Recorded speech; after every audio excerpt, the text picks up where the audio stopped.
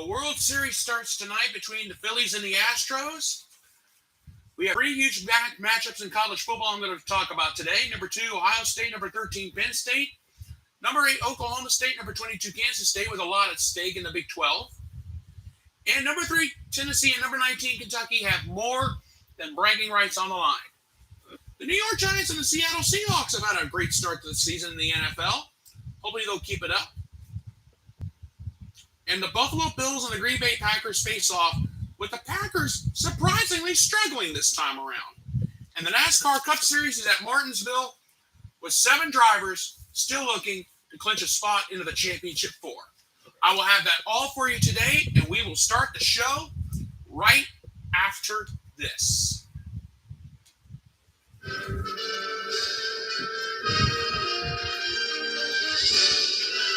Spanning the globe to bring you the constant variety of sports, the thrill of victory, and the agony of defeat. The human drama of athletic competition. This is ABC's Wide World of Sport.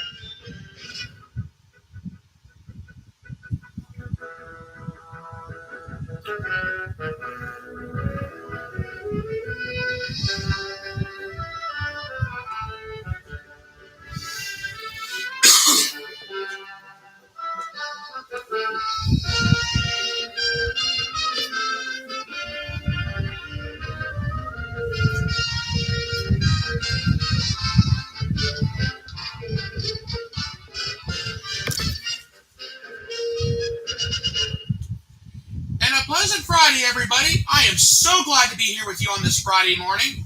It's still morning here in the eastern part of the United States. We have a lot to talk about today with about the next half hour or so. Thank you so much for being with me here on this Friday. And let's get right to the show. The World Series starts tonight. Game 1. The Astros and Phillies, no one saw this one coming. The 106-win Houston Astros versus the 87-win Philadelphia Phillies. This was a Phillies team that struggled. Think back to when the Phillies were 8 games under 500. They fired Joe Girardi, and Rob Thompson became the manager. The Phillies had one of the best records going the rest of the way, despite the fact they only finished 3rd in the National League East. Because think about it. The Mets and the Braves were running away with it in the division. The Mets didn't even survive the wild card round. The Braves, they got eliminated in the division series against the Phillies. The Astros, no problem getting to this point. They have yet to lose a game in this postseason. They are 11-0 at home so far. But the Phillies, they're only 9-2. 2 different contrasts, 2 different styles.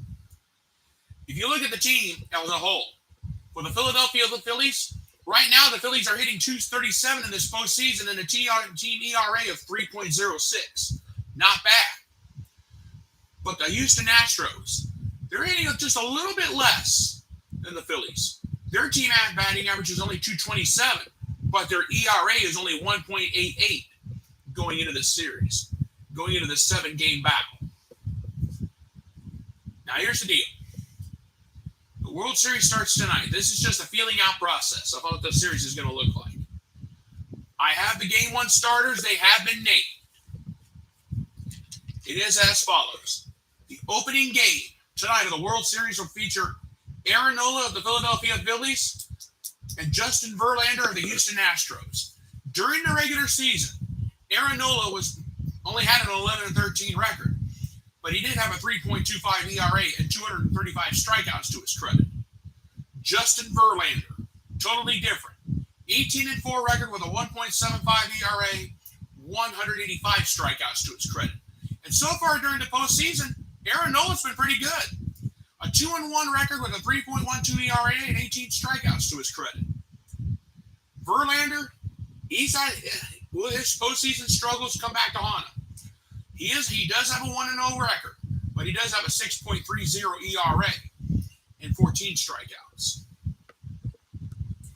But if you're looking for the hitting numbers, for the Phillies, NLCS MVP Bryce Harper, Right now, he's just red hot.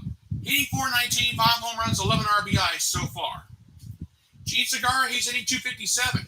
So Harper's got some help along with JT Realmuto. He's hitting .244 going into this postseason. But for the Houston Astros, you want the 300 club, you got it. Yuli Gurriel, he's hitting .367 right now. Alex Bregman, he's hitting .333. And ALCS MVP, Jeremy Pena, he's hitting .303 with 3 home runs, 5 RBIs so far in this postseason. Game 1 of the World Series will be tonight at 8 o'clock on Fox. A lot of people are thinking this is going to be a 4-game sweep for the Astros. Hold everything. The Astros have had their struggles in the postseason. I know so far the Astros have yet to lose. But Dusty Baker has never won a World Series as a manager. Will that trend continue? And think about what the Braves did to the Astros. Think about what the Braves did last year. Won 88 ball games and they beat the Astros in 6. Could that happen? The Fall Classic is like hitting the reset button. When the regular season ends and the postseason starts, it's just like starting all over again. The Astros have yet to lose in this postseason. Could that string in tonight? Because think about it. The Phillies are 9-2 in their last 11 games. And they've only lost 2 games so far in this postseason. And that's it. The Phillies have been a nice surprise for a lot of people. Could the underdogs do it again? We will have to wait and see on that. Game 1 tonight, 8 o'clock on Fox. I'm going to be watching. And the nice thing is, no Joe Buck. This time, it's going to be Joe Davis calling the World Series for Fox. That I can deal with. All right. Let's move on to my world. College football. I am looking so forward to Saturday because we got huge matchups all over the country. One in the Big Ten, one in the Big 12, and one in the SEC. Let's focus on the big matchup in the Big Ten first. High noon kickoff from Happy Valley. Number 2, Ohio State. Number 13, Penn State. What is at stake? Ohio State is just trying to stay undefeated. Penn State is trying to stay alive in the Big Ten race. The key matchup for this game is going to be very simple. Penn State's secondary versus Ohio State's passing offense. C.J. Stroud, 2,023 yards, 28 touchdowns, 4 interceptions. Could he be a favorite for the Heisman Trophy? He looks like a front runner right now. But the Penn State secondary is one of the best. They're actually the nation's best. They've broken up 58 passes this season, have 7 interceptions, and they've only been called for pass interference only 5 times during the season. Stroud and the Ohio State offense are going to have their hands full. I'm not going to lie. But the players to watch in this game, again, C.J. Stroud. I'm not going to bore you with what I just did. But last weekend against Iowa, he went 20 of 30 for 286 yards, 4 touchdown passes in the second half. And he's got a 203.9 passer efficiency rating, and he's responsible for 168 points this season. Stroud is the real deal. But for Penn State, my player to watch out for is running back Nick Singleton. He's got 82 rushes for 561 yards and 7 touchdowns. Not a bad deal. He's got 4 touchdowns of 30 yards or more. That's the key. Can the Ohio State defense hold Nick Singleton? I would be more worried about him, to be honest with you. However, at the end of the day, the game is in Happy Valley. And for Ohio State Nation, let's just be thankful it's a noon kickoff instead of a prime time kickoff. I still have not forgotten about 2016. Believe me, that's going to be in the back of my mind come this Saturday. Could James Franklin do it again? Could he knock off Ohio State? He's done it once before. Could he do it again? We'll have to wait and see.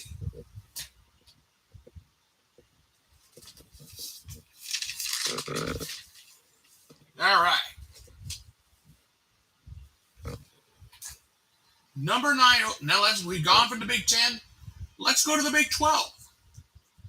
Number 9, Oklahoma State versus number 22, Kansas State.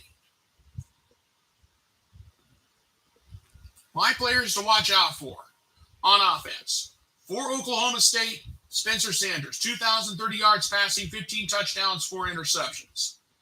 My player to watch out for on offense for Kansas State, Deuce Vaughn, 132 carries this season, 744 yards, and 4 touchdowns. Now, my players to watch for on defense. For Oklahoma State, obviously, Mason Cobb. 61 total tackles, 34 solo, 27 assisted, 2 sacks. He's also got 1 interception to his credit. Brock Martin, 20 total tackles, 13 solo, 7 assisted, 4 sacks. He's got a forced fumble to his credit. And Tyler Lacey, we don't talk about him much, but I'm going to give him some love today. 26 total tackles, 11 solo, 15 assisted, 3 sacks. He's got a fumble recovery to his credit. Look out for him. He could be the sleeper in this game on Saturday for Oklahoma State. But for my players to watch on defense for this contest, for Kansas State's only got like 9 sacks total as a team this season on defense. Or actually, I take that back. My bad. They got K-State's got about 20. See it if you guys are paying attention. But anyway, my players to watch out for on defense for Kansas State. Felix Enudai-Uzama. If I mispronounce your name, I apologize. 26 total tackles, 18 solo, 8 assisted, 6 sacks. He's got 2 forced fumbles. Spencer Sanders and the offense are going to have their hands full. They got to deal with him. And Khalid Duke, I've not forgot about him. 23 total tackles, 18 solo, 5 assisted. He's got 3 sacks to his credit.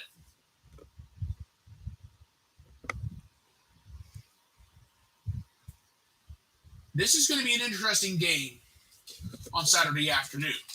And this is a 3:30 kickoff on Fox immediately after Ohio State, Penn State. Nobody doesn't realize how big OK State and K-State and Kansas State is. Big time battle in the Big 12. This is a Big 12 battle. This is going to be fun to watch. And I'm going to say it now. It could be a showdown. We could see these two teams again.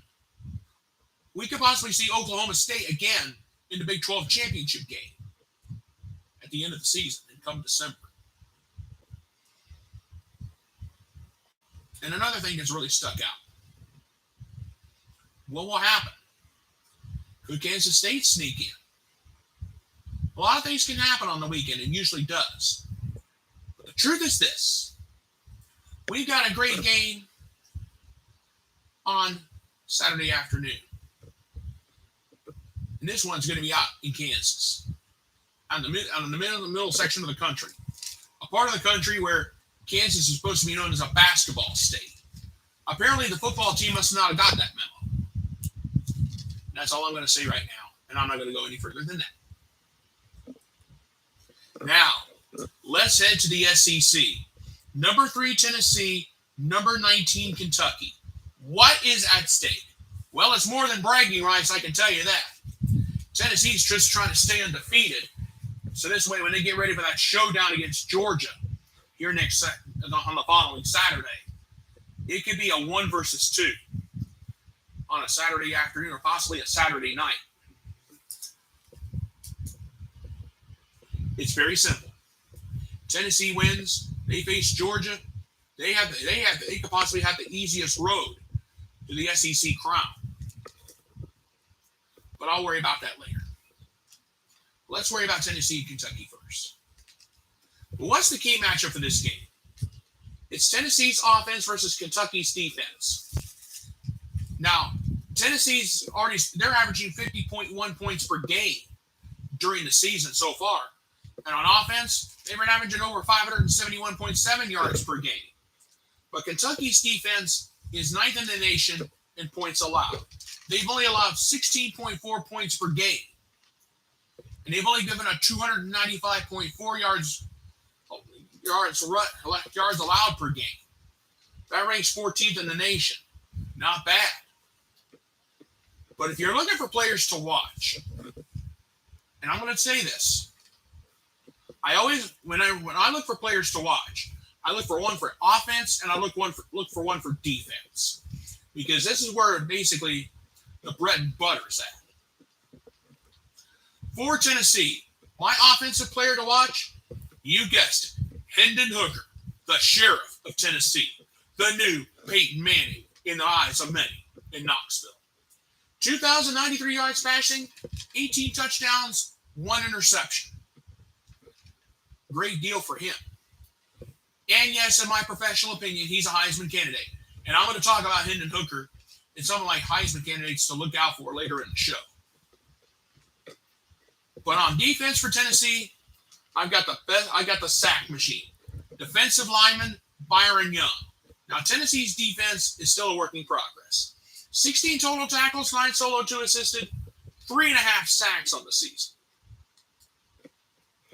For the Kentucky Wildcats, my offensive player to watch is Will Levis.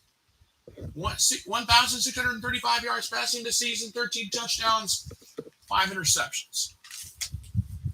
A couple of bad games by Kentucky, and Kentucky and Tennessee could have been a bigger deal. But it is what it is now. Is Kentucky one of the best 2-loss teams in the country? That remains to be seen.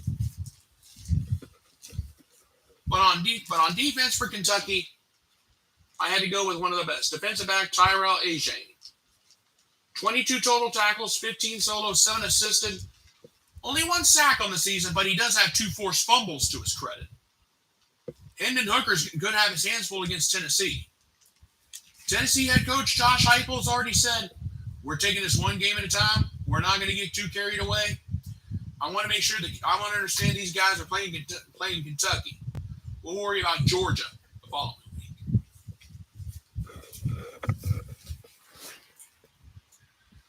Rocky Top, you always be. Home sweet home to me. Good old Rocky Top, Tennessee. That's the best way you can sing. I'm going to have a little bit of a cold. I would have sang it to you, but I do have a little bit of a cold. So I'll spare you. But I'll tell you what. Hendon Hooker is the new sheriff of Knoxville, of the University of Tennessee. Tennessee has not been this good since Peyton Manning and T. Martin. Could this be the year that the Tennessee Volunteers come out of nowhere and take the national championship? They haven't done it in almost 35 years. And that field storm after beating Alabama was the biggest field storm since they beat Florida back in '98. You know something though? If you think about what Tennessee has done this season, they're in the driver's seat. They control their own destiny, and that's the truth of the matter. And that's the bottom line. Now let's move on to the National Football League.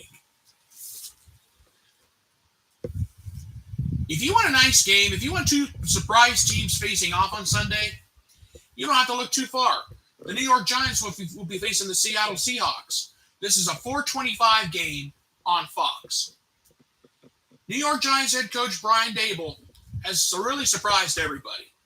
The Giants are 6-1, and they're running, and there's just a half a game behind the Philadelphia Eagles in the NFC East race. Seahawks head coach Pete Carroll has taken the surprise Seahawks to a 4-3 record, and they lead the NFC West going into the weekend. If you're looking for great games, if you're looking for the great passer wide receiver combo in the NFL, I got 2 of them for you.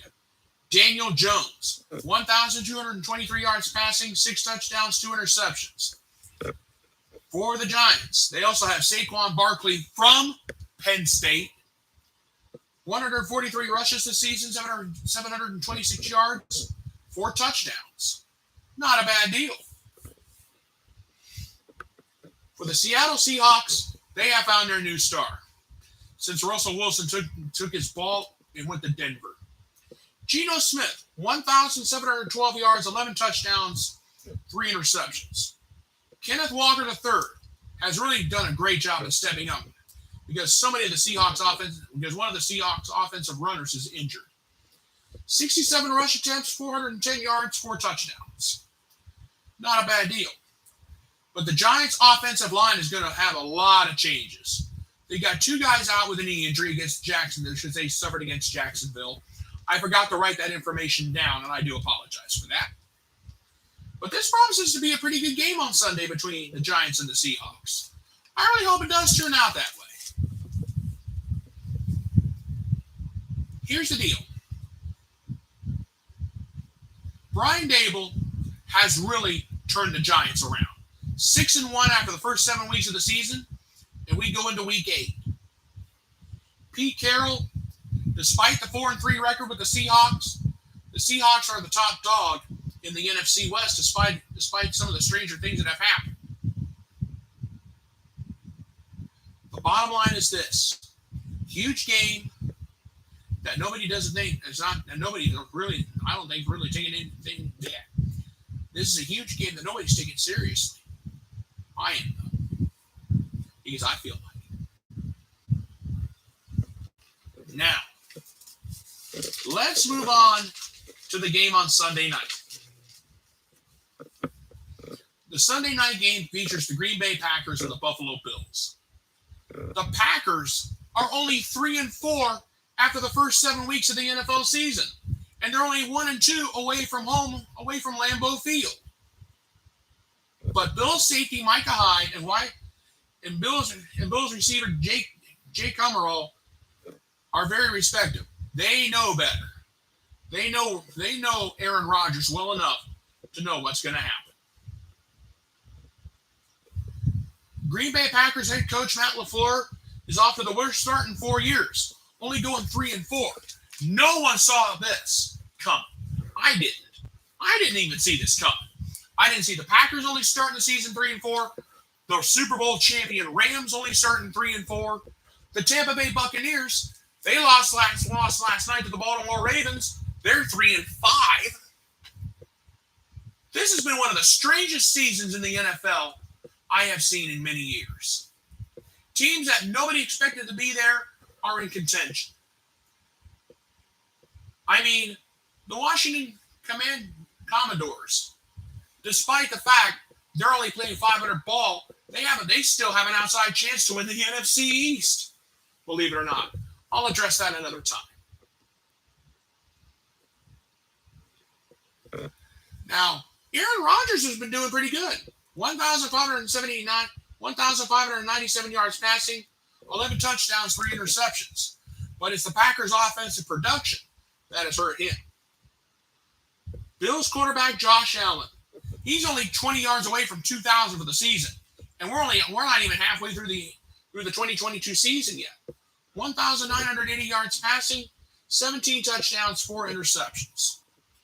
He leads the team in rushing with 257 yards, and he's got 2 touchdowns on the ground. He knows how to run it in himself.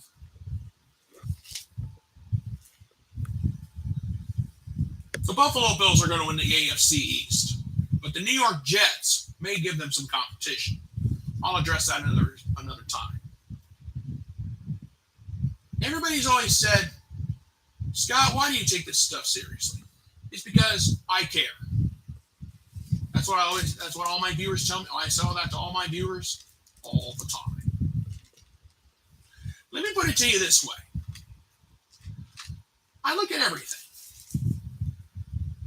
The Bills, they're going to win the AFC East. They're going back to the playoffs. But you got to remember, the Bills are coming off of a bye week. 2 weeks ago, we watched the Bills beat the Kansas City Chiefs in a rematch of last year's playoff game. The Bills beat the Chiefs. They beat Patrick Mahomes this time. But if the Bills and the Chiefs face off in the playoffs, could the Bills do it to Mahomes again? We'll address that another time. But I'll say this. The Buffalo Bills, once again, are the real deal. Josh Allen, Stephon Diggs, Devin Singletary. You got to look out for them. That's just all there is to it.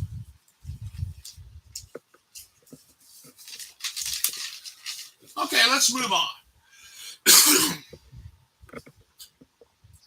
The NASCAR Cup Series is going to Martinsville for the next to last race of the season. This is the final race before we get into the Championship 4 at Phoenix the following Sunday. Kyle Larson won last Sunday in Miami. He is out of the battle for the championship. There's only one driver that is locked in to the Championship 4, and that's Joey Logano. 2 through 7, actually 2 through 8, still can get in, and anything can happen. So Martinsville, you better believe it's going to be a lot more bump and run than usual. Ross Chastain, Chase Elliott, and William Byron are the next 3 drivers. They're second, third, and fourth in the points. But anything can happen. Chase Elliott could get wrecked. William Byron, they could get wrecked. They could both be knocked out. Chastain could get in, could win the race and still get in. But think about this. Drivers 5, 6, 7, and 8. Denny Hamlin 5th, Ryan Blaney 6th, Christopher Bell 7th, Chase Briscoe 8th. One of those 4 could steal it. And they could get into the Championship 4. So, am I going to be watching the 500 lapper at Martinsville with special interest? You better believe you better believe your bottom dollar I am. I may not even worry about the NFL until the Sunday night game. That's how I feel right now. I shouldn't sound like that, I'm sorry. But we've got a 500 lap battle. We have about a 400 to 500 lap battle at Martinsville. That's going to have everybody talking. And that's a fact.